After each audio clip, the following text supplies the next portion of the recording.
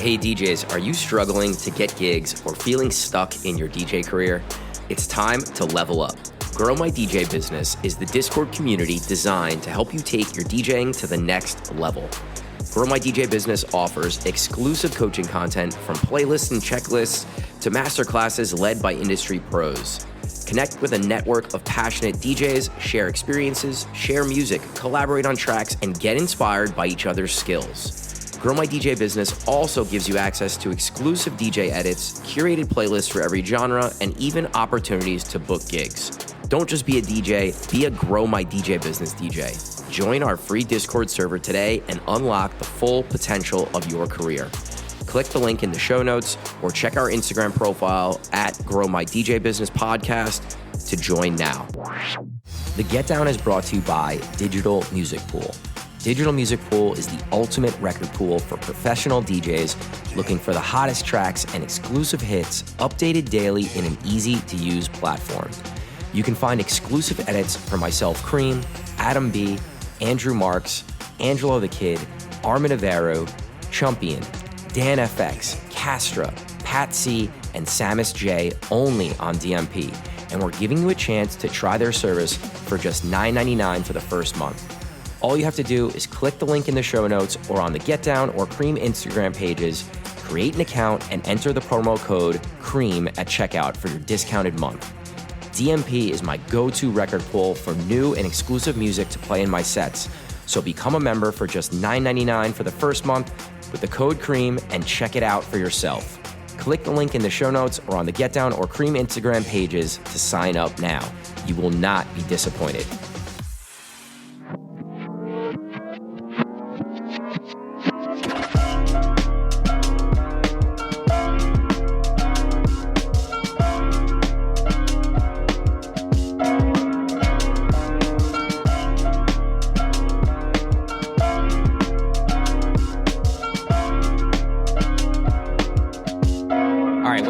Welcome to the 157th episode of the Grow My DJ Business podcast, brought to you by Digital Music Pool and the Grow My DJ Business Discord. My name is Cream. Gary W. here.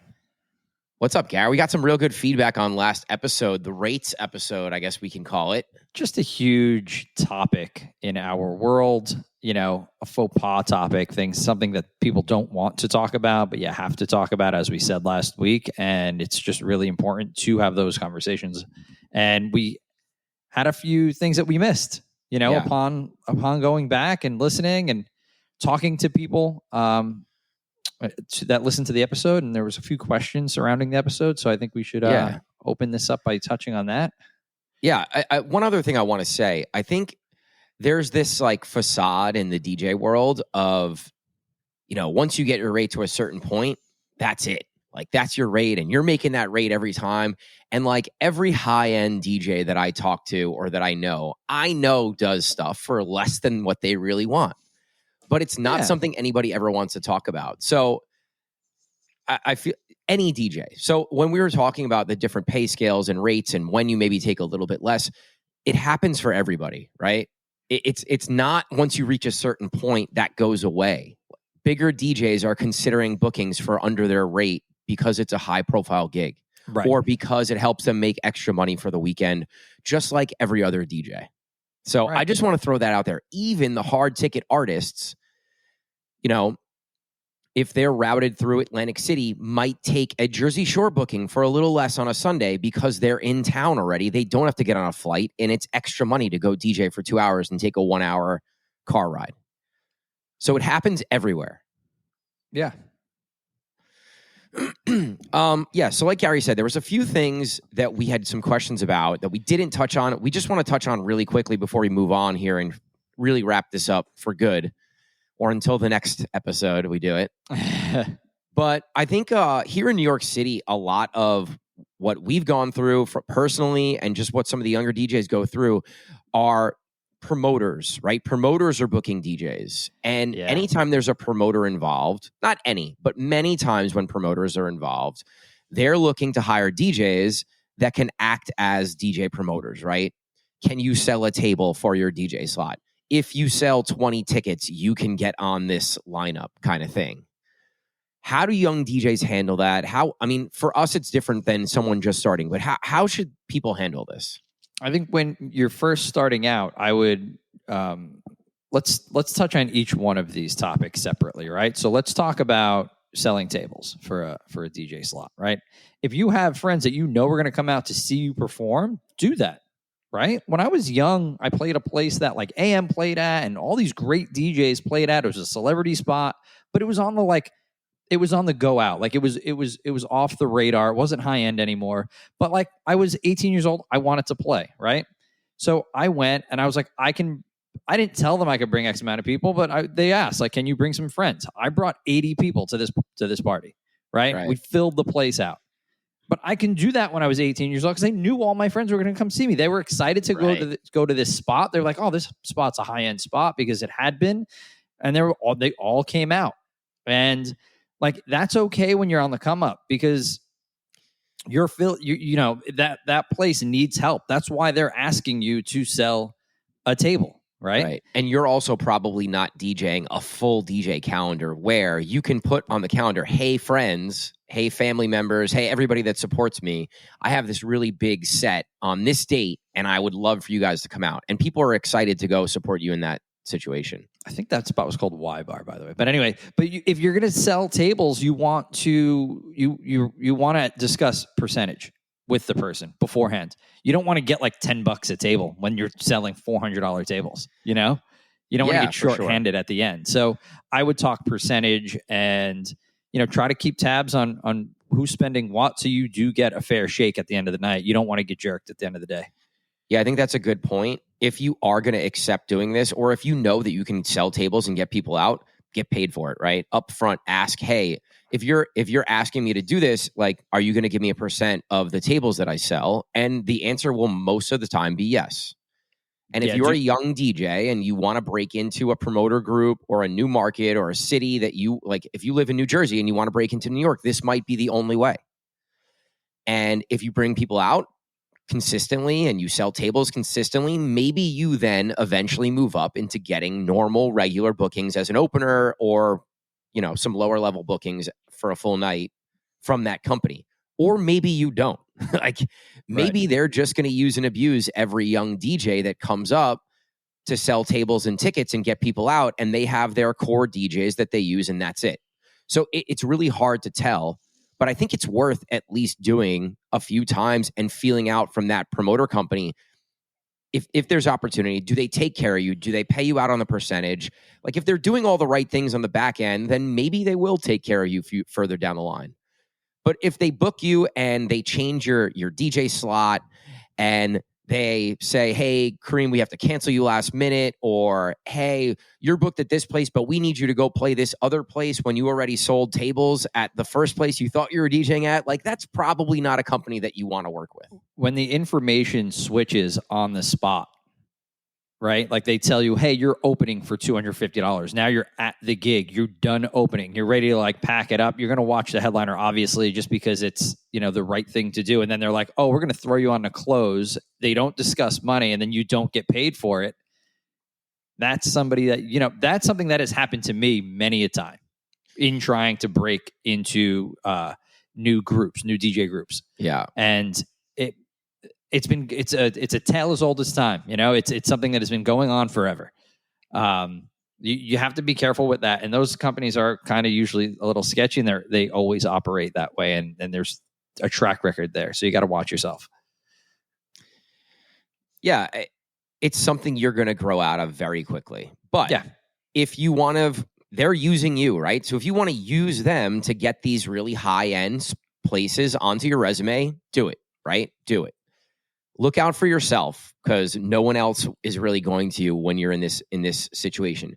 Usually, if you're working with a company that's selling tables or tickets, you're probably on a bill with a higher end DJ, right? Maybe it's an artist, maybe it's a rapper, whatever the case may be.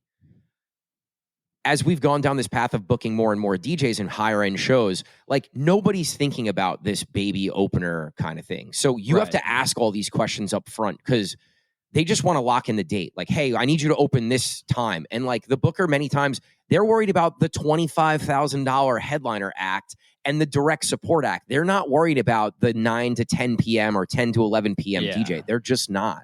Right. So ask those questions. Do your due diligence. Make sure you have all the information. And it's one of those things, right? Like, they're using you. Understand that. Use them right back, right? In a way. How can this help you? And if not, don't do it. Let's talk same about thing for selling tickets, right? I think it's the same. Yeah, that's the same across the board. I was going to skip to the next question that we had. If people are saying you have to sell X amount of tickets to even get on the slot, if you're even semi-established DJ, this is not something you should be doing. I've never believed in the ticket sell. That's not your job. All right. And then the last thing, DJing for free. Is there ever a situation to do this? I got murdered during the pandemic. I was on Kova's podcast on Twitch, and I was talking about certain situations where it might be worth DJing for free. Got murdered. Comments crushed me. I wasn't like, when is a situation where you think it might be worth it to even consider DJing for free? I'm going to do something very personal here. I'm going to answer this in a very personal way. I know that, like, if I want to break into a market, right, and I go and DJ somewhere, anywhere, the minute I start DJing, and if I say I'm going to come and do this for free, the minute I start DJing, I know they're going to have me back the next time, and they're going to pay me good money for it. Right.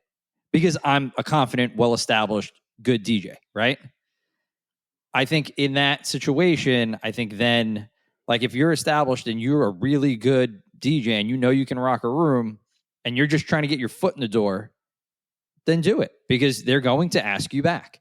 Now, if you suck, and you're going to DJ for free and you're just doing it because you want to, you're trying to do X, Y, and Z, you're trying to, I don't know, just DJ for fun, like, you're never going to be asked back, because your skill level is going to show, and you're being used, like we said before. You're being used just to fill a slot. You're not shocking anybody. You're not impressing anybody. Right. I think you have to have a real grip on what your talent level is if you're going to do this, because it could affect you in so many ways. In the market, it's like, oh, well, this guy went and DJ'd for free. I don't know. It's a negative light in the DJ community, obviously. I don't think there's really many situations where you can go and accept a DJ booking where it's like open to close or like 2 to 3 hour set for free. I don't really think. No, I was thinking like an hour. Right. So what I was going to say is, as DJ bookers and as DJs who are booking other DJs, the number one thing after, like, meeting you, getting to know you, whatever, I have to hear you DJ before I feel confident in booking you. So I've done this in the past. Like, hey, can you want to come play an hour set? I just want to hear you play. I want to get to know you. I want to be in a DJ booth with you, see how you work, see what you play, see how you transition. I could hear you play 5 songs, and that gives me the confidence, like, all right, I want to book you now. Yeah. So if there's opportunity to play for people who have heavy booking power, like a Get Down DJ group or like a whatever DJ in your market that's booking venues, if someone's asking you to help out, hey, can you cover an hour for me? Like, who cares about the money? This is basically like an interview process, right? This is a test. Can you do this? Can you play the room? Which will then probably get you a bunch of bookings, or at least a booking afterwards. Yeah, DJing a full night for free is out of the question. B3, all the DJs DJ for free, but you're showcasing your skills in front of a room full of DJs and bookers. Like, to me, that's worth it. Absolutely. Jumping on with friends. That's always I guess we're not really talking about that kind of stuff, but no, this is more in the booker, in the nightlife situation. Right. If someone's hitting you up and saying, hey, DJ, we want to book you, but there's no budget. Like, hey, come open for this big local DJ in the market. It's really hard to say yes to that, Yeah. It just tells me that the venue is good, just wants to, like, take advantage. Like, even if it's a small amount of money, just like the gesture of here's $150, here's just something, anything to make it like worth consideration.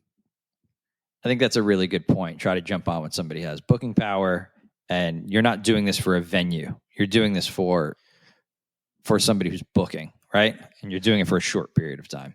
Right. Hey, DJ, like, we have a Discord with a ton of DJs. Hey, DJs, we're in a bind. We have a 1 hour that we need someone to cover. If you go cover that shift and help us out, like, you're getting bookings, I'm going to give you a great example. It happened last week, actually. One of our guys was booked. His private event got moved from several hours up. Something happened with the family for the private event, right? So he hit me up. He said, I need somebody to cover for an hour. He's like, a private event stops at 9. My gig starts at 9. So can somebody cover for an hour? Put somebody on for an hour. I get a text message 2 hours later. Who just opened? I want him here at least 1 or 2 times a month. Right? So it's beneficial to step up and do those things. Now, I didn't know how and didn't discuss with the one DJ who was booked previously how he wanted to work out the financials because he was booked. So I was kind of leaving it on him to do the right thing. I mean, I started that discussion after the fact, but we were just trying to get that hour filled. Right? So we filled the hour, and now even if that guy who played the hour didn't get paid that night, he's now getting paid, exponentially with a monthly booking kind of thing. Right. So a new venue for him to play. So it's huge to step up and help out and do those things. And that's where it's beneficial. Yeah. I think broadly, you don't want to DJ for free. No, However, there are certain situations where DJing for free can further a relationship. We always talk about the long term that can help a long-term relationship, a long-term booking situation, right?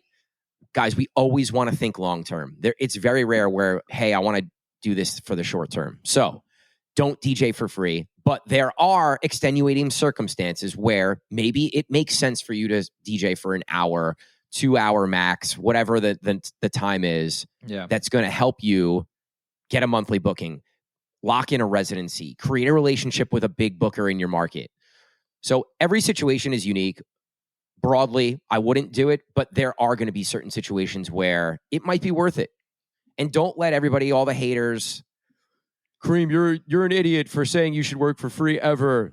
Fuck that. Get your rate. Like, that's just people bullshitting. Because like I said earlier, like, even the big DJs are DJing for less than their rate sometimes if it makes sense for them as a business. Yeah. And, we've to seen book it, a venue we they know want to about play. it. So yeah, we've definitely seen it. Take the front away. Stop faking it. Like, we all know you do it.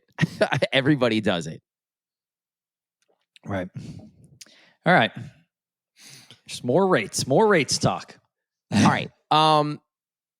Let's jump into the quick Dropbox folder, because last episode I was talking about this Dropbox folder that we should all have, and we had a little EPK day with our team last spring, I think it was, or whenever it was. But we went through this. We had a little session. We took some photos. We all prepped our EPKs for 2024. So DJs, every one of us should have a folder on Dropbox or Google or wherever in the cloud that if you're driving, you're out working, you're whatever, someone hits you up and says, yo, Kareem, can you send me your logo? Can you send me your images? Can you send me whatever? You have a folder that you can instantly go and do that. When someone's hitting you up, they need it like right this second, Yeah. So what do you include in this Dropbox folder? I call it my 2024 Cream EPK, right? My electronic press kit. It's all the things that someone who either wants to book me or someone that has booked me can go to get any piece of content or information that they might need when considering booking me or booking me. So what's in there? Well, let's talk about your one sheet quick, right? Let's talk about your one sheet EPK. Do you keep your logos and your promo images? We're going to get to each one of these things individually, but do you keep all your logos, promo images, promo video? Is that all clickable within your EPK? Or is that separate? Separate. So your EPK, let's talk about that first then, right? So my one sheet, right? My one sheet is a snapshot. Who is Kareem? What does he do? Why does it make sense to book him, right? It's going to include all my links to all my social, all my music. If you're making music, you're highlighting your music on there. Links to everything, clickable. Your bio. any big venues you've played, any out of market venues you've played in the last year or maybe 2 years, but probably the last year. We've been booking corporate, so I include a bunch of corporate partners that we've had, big ones, like the ones everybody knows. A little bio, right? And like, that's kind of it. Everything's clickable. Highlight your music, highlight whatever. If you have a huge social media following, highlight the social media following, right? Like 200,000 followers on this platform. Like, that's important. Yep. Your bio, you want to tell who you are, what you do, and why they should book you. Short and sweet. There's not a lot of text on this thing. Oh, the other thing for your music, it's like the artists that have supported me. So any of the big artists that have played my music, I include that as well. And this is just for a booker or another DJ to kind of take a quick look on a one piece of paper at what you do. And that's it. I paid a bunch of money for a graphic designer to go create mine. Guys, I'm sure you can find something in Canva that you can use. Definitely. There's ways to create this. There's templates. Guys, Canva is your best friend. If you have zero graphic design skill, you can go to Canva, find a template, and just put your information in the place of whatever's there. Yep. So that's the one sheet, right? That's the first thing. The next couple things, I have a folder for logos. So all the cream logos, I have a white one, a black one, and a red one in the red that I use, a Get Down logo, a Digital Music Pool logo. I have a promo images folder. So this is going to include high-res, high-quality shots that a social media manager could use to promote me DJing their venue. Usually I have it like Cream Boston, Cream New York City, Cream whatever. All the different venues, markets I played, so they understand what it is and where I've been. In that folder, you can also include cutouts for graphic designers to use for a flyer. If you don't have cutouts, take these high-res images that you have, go on Fiverr.com and hire a graphic designer for $5 to $20 to cut a bunch, 2, 3, 4, 5 photos into individual cutout PNG files that a graphic designer can easily go into that folder and slap a picture on a flyer, or that you can use in Canva to help create your own flyers. So that's the next folder. After that, promo video. Any video that you've gotten from videographers or your friends or anyone in the venue. Ideally, it's like high-end venues or the best venues you play that show like a crowd that's hyped that someone that's booking you can use for social media. I get it. If you're newer, it's harder to get some of these. Yeah. It's not something that has to be included. I include it because I'm playing high-end places and I have good video. Not super necessary. No, I think that's probably lowest on the totem pole of all these things, right? Yeah. The images are the most important. You need those images for flyers. And if you have shitty images, hire a photographer for one day to take high-res images for you. It might cost you $300, $200, whatever it is, or ask a friend who's into photography to. My first photo shoot was with my best friend who was into photography, and we set something up in his apartment on a white wall. And I used that for years. Super simple. W9. You got to have a W9, important. right? Yeah. Have that ready to go because every venue's asking for it and every booker's asking for it. I included a rider. Now, this is not something that anyone that's playing low level or probably even mid-level or local gigs. Right. If you're playing local gigs, you don't need a rider. No. Unless someone asks you. This is really if you start traveling. But it's an artist technical and hospitality rider. So it's what DJ equipment that I want to use, how I want it set up, right? If I'm using a computer, I want whatever, DJM 900, a CDJ on the left, at least one CDJ on the right, maybe two. And if I'm using a computer, I want the computer stand set up on the right side. So these are all things you outline in this rider. Hospitality rider, it's like, I want a bottle of Tito's or Red Bulls or waters or whatever. Right. James, even when I'm getting booked out of market, I'm like, unless they ask me for the rider, I usually don't include it. Because normally someone will just be like, hey, Kareem, what do you want to drink for the night? In a text. And I'll be like, like waters and, high noons. Right. James Hype just put a reel out about this. Right. yesterday, I think it was. He's actually been putting out great content for fantastic, like coaching content. It's been awesome. Yep. Yeah, Big he's fan. been really good. He's killing it. Yeah, and then the last thing is just a bio, and that's something which that'll be in your one sheet anyway. Right. So, and your visuals. I think visuals are a big one. Yes, your visuals is right. So this is visuals that you're going to use in a nightclub on a screen. It's usually just an animated logo, right? You're not doing Anma stuff. You're not doing Eric Pride stuff yet. You're gonna go on Fiverr again, and you're gonna find somebody that creates some cool animated logos, and you're gonna get 2 to 3 of those, and you're gonna throw that in a folder on Dropbox. If you're low budget and you're creative, you can go in Canva and do visuals. Yeah, you can. 100%. You can. There's ways to accomplish this stuff with zero budget or with the super high end budget. Right. So don't get frustrated and think, oh, I don't have any money to spend on this, or I haven't played any big gigs yet. Like, doesn't matter. You can find a way to make this happen. Definitely. And having this is going to make you look 1,000 times more professional than most DJs out there. Because most DJs, I text and say, hey, I need your logo, W9, and visuals. And it takes them 3 days to get it to me. And it's sent to me in the text individually. And it just doesn't look that professional. Yeah. Have it ready to go on your email. Email yourself and just keep it in your inbox, and then you can just forward it. Yeah, that's great. I would also keep it on a USB stick, because if you're in a nightclub and you want to get your visuals up, the best way to do it is to hand the light person a USB stick with your visuals on it, or your logo. Yep.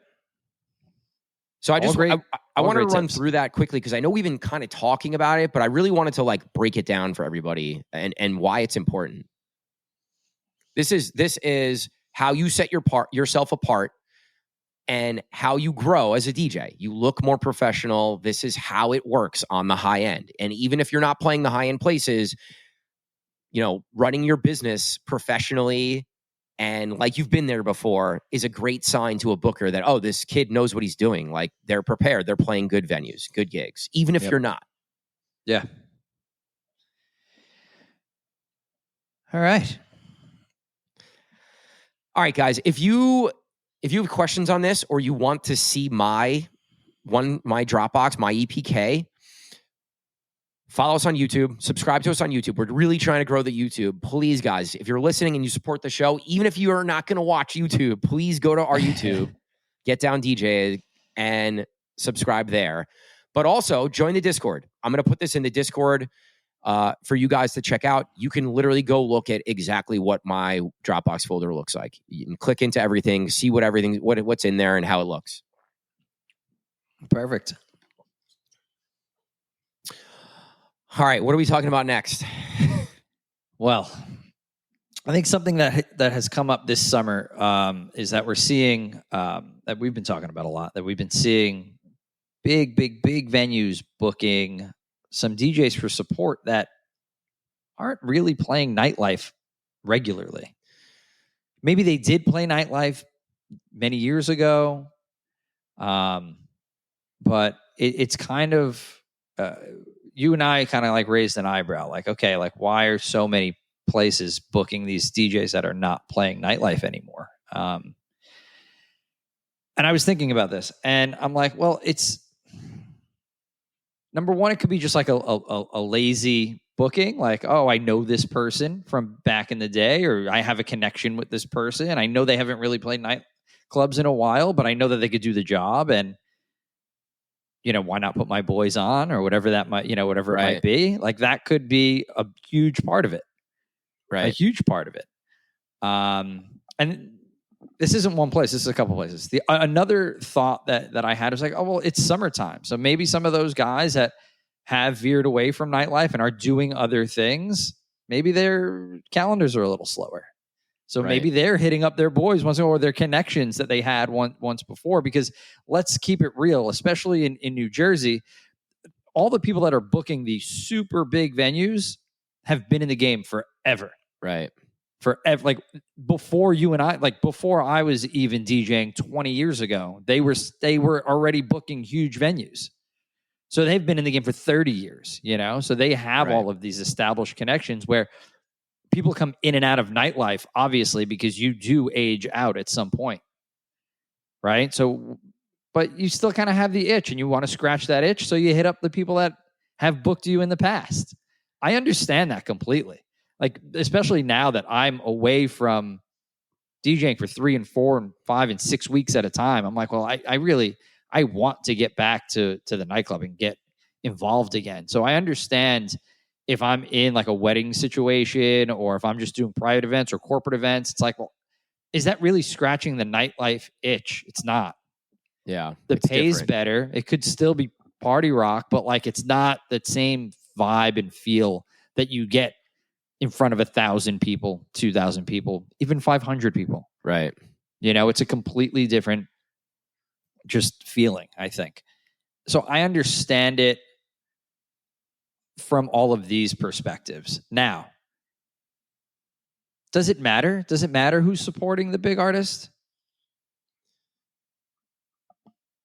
Does it matter if it's a young up-and-coming DJ or if it's Joe Schmo that used to headline, the local spots, right? I know he's going to get the job done. So does it matter if I put on a young kid or if I put on somebody that's experienced? I know you're going to come at this from a different angle. Yeah, so. I think as a booker and someone who's booking a nightclub, the only nightclub in our general area, right, that's not New York City, I sort of look at it as it's partly my job and our job to put on the young up and coming talent and further and improve and make our nightlife thing better. We have to set up for the next group of headliners. And how do you do that? You find young, hungry, talented DJs and you put them on and you help them grow. And you use this big platform to help them get into the next place. That's how I look at it. But obviously, other people don't look at it that way, right? They look at it like, I want the old OG veteran that I trust that's been in nightlife for 20 years. Because they don't want to do their homework, Kareem. They don't want to do their homework. And that's why they'll fucking steal our DJs, because we do our homework and we're out here booking new talent. And they're like, oh, Get Down's booking new talent. We're going to cherry pick them. Because probably true. That is 100% true. I'm calling them out. Fuck it. I don't care. Go do your homework. How hard is it? It's not. You know what? Like, and that's what's going on in our state, to be honest. And that's why when guys get lazy, they're booking guys that they booked 10 years ago because they don't want to do the work. Yeah, from my experience, what I'm seeing is people are getting booked based on for two reasons. One, that in this group that we're talking about, one, it's an older DJ that's been in the game for a long time that at one point was on the top of their game, was on the top of the nightlife mountain, but isn't anymore. They maybe do they do private events, they do radio, whatever they're doing, something else that's not 2 to 4 to 5 nightlife gigs per week. Yeah. They're not doing that anymore. And because they're not doing that anymore, they're not that good as they once were. They're just not. Their name, you remember them from when they were at the peak of nightlife. They're not at the peak of nightlife anymore. They're playing 1 nightlife gig per month, 2 nightlife gigs per month. And I've been booked in very big rooms to open for someone, hear them play, and I'm sitting there the whole time saying, this person's playing old music. It's the same set I've heard them play from another venue 5 years ago. Why is this person headlining and I'm opening? My sword is sharp. I'm out here fucking grinding. I'm playing a lot of gigs. It's all nightlife. I'm playing to all these different crowds. You put me in a room and I know I'm going to crush. And it's upsetting to me as someone who's playing some higher end places and hearing other DJs that like are only getting booked because of what they used to do, Yeah. I wonder if it's like this in every market. I'm sure it is, because bookers, like you said, trust that person, know that they're going to do a professional job, right? Yeah. They're going to be able to handle anything that comes their way, and it's safe. And I think I understand why they do that, right? They don't have to worry about it. I'm going to put this person on, and I don't have to worry about it. I can go deal with, the artist arriving and getting them set up in the green room and making sure they're like, again, guys, nobody cares about you as the local opener. They care about the $50,000 artist that they're bringing in and making sure that person and their team are happy. Are their visuals set? Are, like, there's a million things to worry about that's not the DJ. And I think that's why they'll book these veteran DJs that just been around. It makes sense. It makes sense. But you're right. On the other side of it, it doesn't help the market as a whole. Like, what happens on the slower nights when you want to book somebody for a full night and you don't have a big time DJ on, right? And you're going to book local talent. Like, you want to know who that next up and coming DJ is going to be. Yeah. At least we do. Maybe that's not everybody, right? Maybe that's just not how everybody works. And it's like, all right, let me see who's established themselves in the game. And then I'll go, I know I have a great venue. So the minute I call somebody that is on the come up, they're coming to play my place. Yeah. It's just because I know we have such talented DJs on our team, it sort of annoys me because, like, you and I are really plugged into who the good DJs are, who the best DJs are in this market. And maybe these other bookers clearly are not, because if they were, they wouldn't be booking who they're booking sometimes. Yeah. Not always. Right. So it's just frustrating to me because I know that some of our DJs, their swords are sharp. They're working hard. They're up on the music. They know the crowds. They have a following. Like, they can do the job. They deserve to get the shot. Right. The guy that's out there doing other stuff that comes back to nightlife doesn't deserve it to me. Yeah. And if I'm not hating on you guys at all, because if I was that person, I would want those bookings too. Everybody wants those bookings. Every person in this entire market wants these high-end bookings. There aren't a lot of them. It's super competitive. That's the problem, right? It's such a competitive market. Like, the whole state, there's a handful of major nightclubs. A handful. Right. That's 5. 3 hours from the north of New Jersey to the southern tip of New Jersey. There's 3 in Atlantic City. There's a handful of more Latin-based places in the center of the state. There's a handful of places at the Jersey Shore that are only open in the summer, 3, 4. Yep. And there's 1 in northern New Jersey. And that's it. And how many crazy. DJs? Thousands and thousands. Yeah, handful of spots. It's seriously competitive. So it is tough when bookers are relying on people that they've relied on forever. It's disheartening because, it's hard to come up. It's hard to make it in our state. Even for me, right? Like, I've sort of grown beyond New Jersey at this point, but I still want to be in some of these places. I've had a struggle breaking back into Atlantic City. Yeah. And it's like, I'm doing all these different things. Like, I'm doing travel gigs. I'm playing high-end places all over the place. Like, I feel like I deserve to be a resident in one of these places. And it's been a struggle, but there's 1,000 DJs lined up to get into these places.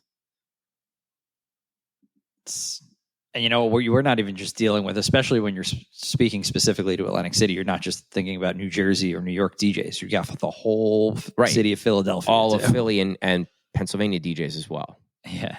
It's a lot. Yeah, that's a tough market because it is, like you said, there's 3 major nightclubs and, like you said, thousands of DJs trying to vie for those positions, and it's tough. Very, very competitive. Yeah, and guys, I think it's okay to feel this way. This is what drives me, right? Like, this drives me to do what I need to do to go get that booking, to go into Atlantic City and have a residency again and be in one of the big 3 places again consistently. And this is what's great. Like, this is what's fun to me, right? Like, what do I need to do to prove to the bookers in Atlantic City how that I can get back in there regularly? Yeah. It's fun. It's like part networking, it's music, it's venues, it's messaging, it's DM. It's like this whole dance that we have to play. And it still excites me, right? Can I be frustrated that I'm not there? Absolutely. But this is the fuel that gets me to wake up every day and want to keep working and want to keep trying at this nightlife thing and DJ thing and producer thing. Love it. Got to have something to keep you going.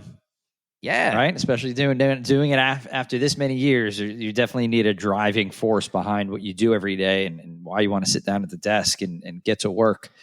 Because once that goes away, you got to stop doing what you're doing. Right. Like you guys all should have that confidence to know that, hey, I'm good enough to do this thing, right? Whatever it is, whatever your goal is. Maybe it's the local bar. Like maybe that's it. Just have the confidence that you can go do it, do the work, the practice, the homework, and you'll be fine and you'll get it, right?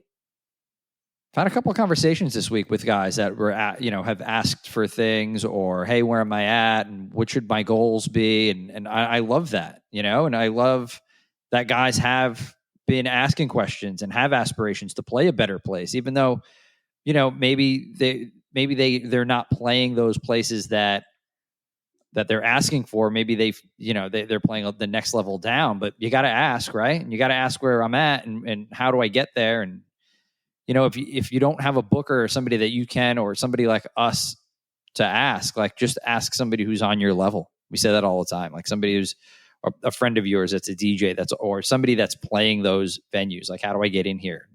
What do I need to do to be better in order to book these gigs? Important. Yeah.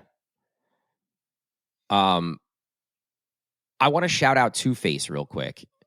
They've gone about their business this summer. They have goals. There's certain venues that they've been trying to get into, and they've gone about it the right way, right? It's networking, it's shaking hands, it's getting to know people, it's getting your music in the right people's hands. And they booked one of their goal venues this summer. And they're supporting Odd Mob, which is sick, huge. That's their first booking in the venue. It's possible, guys. You just have to do the work, right? Like, you gotta, if you really want something, like, reverse engineer it. How do I do it? And then go do those things. And a bunch of our guys have broken into new venues this summer. Like, super proud of our guys. All over the place. Not just Jersey, outside of Jersey too. Yeah, it's been great. It's been good get down summer so far. That's for sure. Yeah. And not just within get down venues, like you said. Yeah. Like the guys have been doing great. I'm super proud of what they've accomplished this summer. Now we can bitch at them about not DJing our venues, right? Yeah, right. Exactly. we can yell. I'm sending videos on our Discord saying, guys, we need you guys in our venues. But I can still be super proud of you for accomplishing all the other stuff that you're doing, and that's the goal, right? We want you guys to grow, and we want to help you grow. That's boss hat versus fan hat, right? Like, And this is not just for our DJs. This is for any DJ that's listening right now. I get great joy in having a very small impact in helping someone else reach their goals. But you guys got to do the work to get it. So, yeah. All right, last topic. We're going to keep this short. I'm leaving for vacation tomorrow. I'm out. Love it. So, like we said last week, Gary, might have a special guest. We'll see what happens with the pod. We'll probably have maybe one week without a pod, and then maybe another week with a special guest. Yeah, like we said, we're trying to do 3 a month, so yeah, we'll stay on that track. I want to bring one music topic up before we go. I've been watching like TikTok or whatever and seeing videos of Travis Scott's show in Milan. Okay. Like 80,000 people. It looks fake. Seriously. It looks insane. He has that like crazy, like Rocky stage setup. It's smack dab in the middle of this massive space, and there's just people everywhere. And there's drone shots of like 500 mosh pits, and like it looked like it was out of a movie. It was insanity. And this was insanity. Just his show, not a festival, nothing like that. No, not a festival show. This is a Travis Scott show. Like, yeah, this looks crazy. It's a festival crowd for a one single artist. Pretty sick. And his shows are insane. But like, when did rappers become the new rock stars? Like mosh pits and like repeating. Travis Scott does Fiend like 10 times in a row. And the crowd sings every word, and he doesn't need to get on the mic at all. Like, it's insanity. Yeah, it's been going on like that for a little bit, right? I mean, there's a good Yeah, like like I'm thinking of like Lil Yachty for one show, Mo Bamba did, or Sheck West did Mo Bamba, and it was just insanity. A lot of the hip hop shows have become this like mosh pit rager, people going crazy. This reminds me of and I know it doesn't relate because it's house music, but this reminds me of when Tiesto played back in 2007 in Brazil to 250,000 people. Yeah. And that was like when it was like, oh my God, I think we didn't call it wasn't EDM, right? I was like, oh my God, house music's like made it. Like 250,000 people to go see Tiesto's huge.